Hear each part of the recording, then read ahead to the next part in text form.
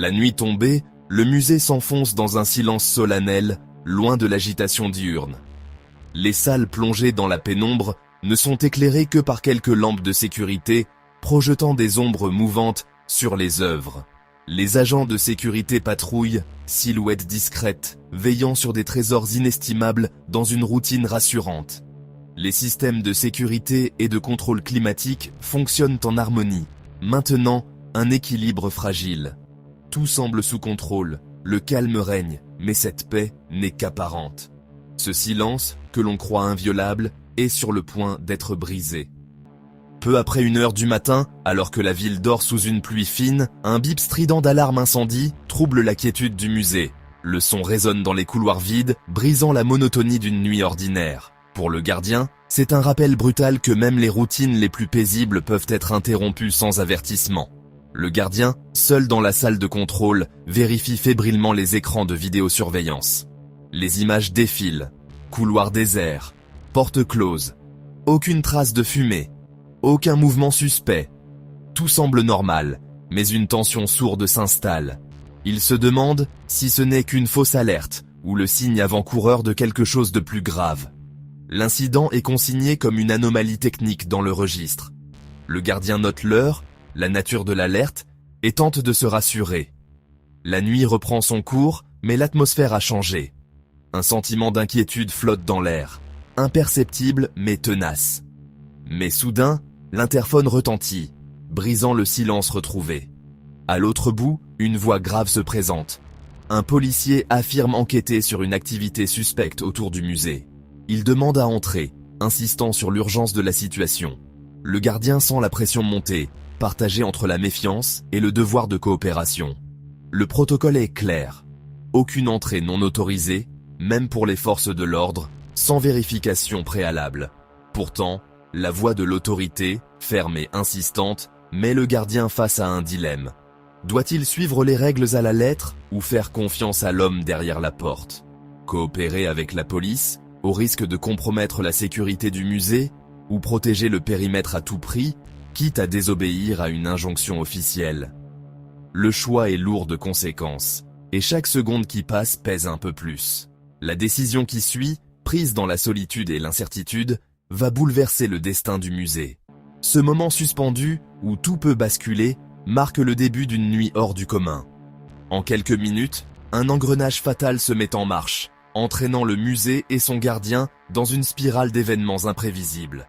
Rien ne sera plus jamais comme avant. 2 hommes en uniforme de police attendent à l'entrée latérale, visibles sur les caméras.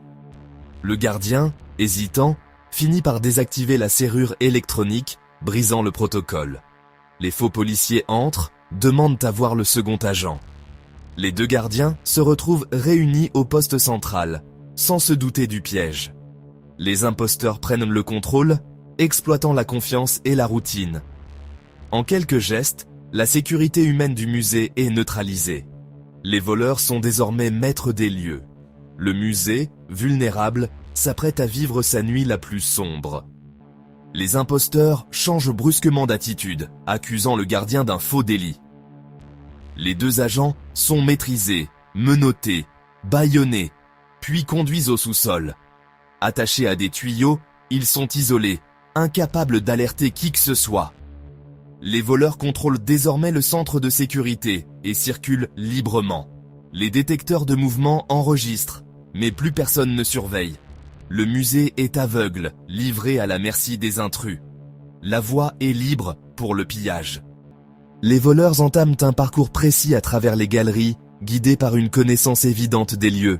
Chaque pas semble calculé, chaque détour anticipé, comme s'ils avaient répété ce ballet nocturne à maintes reprises. Leurs silhouettes glissent dans l'ombre, évitant les faisceaux des rares caméras encore actives, se fondant dans le silence du musée endormi. Ils se dirigent d'abord vers la salle hollandaise, ciblant les chefs-d'œuvre de Rembrandt et Vermeer. Cette aile, réputée pour abriter certains des plus grands trésors de la peinture européenne, devient le théâtre de leur premier acte. Les voleurs savent exactement où chercher, ignorant les œuvres mineures pour se concentrer sur les pièces maîtresses, celles qui font la renommée du musée. Les toiles sont découpées à la lame, les cadres laissés vides. Le geste est rapide, précis, presque chirurgicale. Les voleurs ne s'attardent pas, mais laissent derrière eux des traces indélébiles. Des rectangles de vide, des empreintes de leur passage, et le choc d'une absence brutale pour ceux qui découvriront la scène au matin. Dans la petite galerie, ils s'emparent de dessins de Degas et d'un aigle en bronze napoléonien. Leur méthode ne change pas. Efficacité, discrétion et une sélection qui déroute les enquêteurs. Pourquoi ces œuvres? Pourquoi ce mélange d'art et d'histoire? Le mystère s'épaissit à mesure que leur butin s'alourdit. Leur sélection intrigue, œuvres majeures, objets historiques, choix éclectiques. Rien ne semble laissé au hasard, et pourtant, certains trésors sont ignorés, comme si une logique secrète guidait leurs mains. Les enquêteurs s'interrogeront longtemps sur la signification de cette liste, sur les motivations profondes des voleurs. Ils font un aller-retour jusqu'à leur véhicule, puis poursuivent leur pillage. Le temps ne semble pas les presser. Ils avancent avec une assurance troublante, comme s'ils savaient que personne ne viendrait les interrompre. À chaque passage, leur sac se remplit. Leur audace grandit. Pendant 81 minutes, ils agissent sans précipitation, sûrs de leur impunité. L'horloge tourne, mais pour eux, le temps semble suspendu. Ils orchestrent leur vol comme une partition parfaitement maîtrisée, chaque minute exploitée avec une précision redoutable. Le musée, silencieux, subit un vol d'une audace inouïe. Les murs chargés d'histoire deviennent témoins impuissants de cette nuit où l'art disparaît dans l'ombre.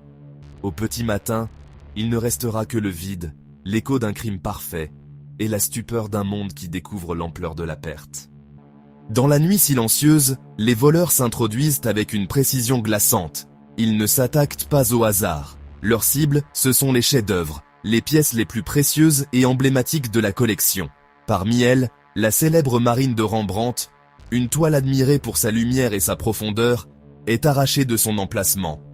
D'autres trésors suivent, une œuvre rare de Vermeer, dont la délicatesse fascine les connaisseurs, et des esquisses de Degas, témoins fragiles du génie du maître impressionniste.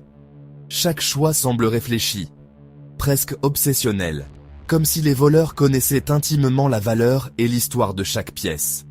Les œuvres sont arrachées sans ménagement, parfois découpées à même la toile, ou retirées de leur cadre avec une brutalité qui contraste avec leur fragilité. Les voleurs laissent derrière eux des cadres vides, des morceaux de verre brisés, et des lambeaux de toile, témoignant de la violence de leur passage. Mais la razzia ne s'arrête pas au tableau. Un vase chinois ancien, d'une finesse exceptionnelle, est emporté, tout comme un aigle impérial, symbole de pouvoir et de prestige.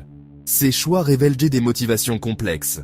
Au-delà de la valeur marchande, c'est aussi le prestige, la rareté, et parfois la commande d'un collectionneur secret qui dicte les actes des voleurs.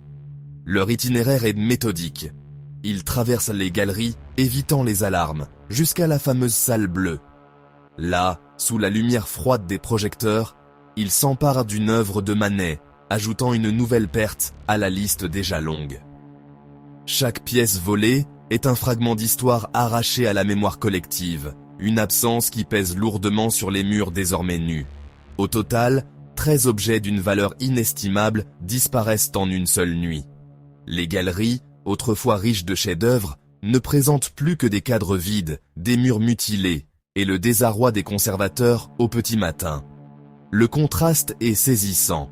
La violence du geste, la rapidité de l'opération, face à la valeur inestimable et à la fragilité des œuvres disparues. Chaque trace laissée derrière eux raconte la brutalité de l'acte et la perte immense pour le patrimoine. Les voleurs quittent le musée dans l'ombre, emportant avec eux bien plus que des objets. Ils volent une part d'histoire, un héritage commun, laissant derrière eux un vide que rien ne pourra combler. Le silence retombe sur le musée, chargé de pertes irréparables. Dans cette atmosphère lourde, chaque espace vide rappelle la fragilité de notre patrimoine et la nécessité de le protéger, pour que de tels drames ne se reproduisent jamais. Vers 3 heures du matin, les voleurs disparaissent dans la nuit, leur butin chargé. Le musée, vidé, sombre dans un silence pesant. Les gardiens, toujours prisonniers, attendent l'aube dans l'angoisse. À l'extérieur, la ville s'éveille, ignorante du drame. La relève matinale découvre l'anomalie, alerte la police. Ce n'est qu'à l'arrivée des forces de l'ordre que l'ampleur du vol est révélée. Les gardiens sont libérés, le musée devient une scène de crime. Commence alors la longue quête des trésors disparus. Le musée se transforme en quartier général d'enquête. Les gardiens secourus, la police et le FBI examinent chaque indice, photographient les lieux, interrogent témoins et experts. L'annonce du vol secoue le monde de l'art. Les noms de Rembrandt, Vermeer, Manet et Degas font la une. L'enquête s'enlise, des milliers de pistes, mais peu d'indices matériels. Les cadres vides sont réinstallés, devenant un mémorial silencieux à l'art perdu. Le musée choisit de montrer l'absence, espérant un jour le retour des œuvres. Une récompense est offerte, mais le mystère demeure. L'affaire devient une légende moderne. Ce vol révèle la fragilité des systèmes de sécurité, où la faille humaine prime sur la technologie. La décision d'ouvrir la porte, prise sous pression, a tout déclenché. 2 gardiens pour surveiller un trésor. Un point de défaillance unique. L'absence de redondance, la confiance dans la routine, ont facilité l'intrusion. Les voleurs ont exploité la psychologie, non la force. La protection du patrimoine exige une vigilance constante, une adaptation aux menaces nouvelles. Les cadres vides interrogent toutes les institutions. Leur défense résisterait-elles à la ruse? Le musée, marqué à jamais, incarne la nécessité d'apprendre de ses failles.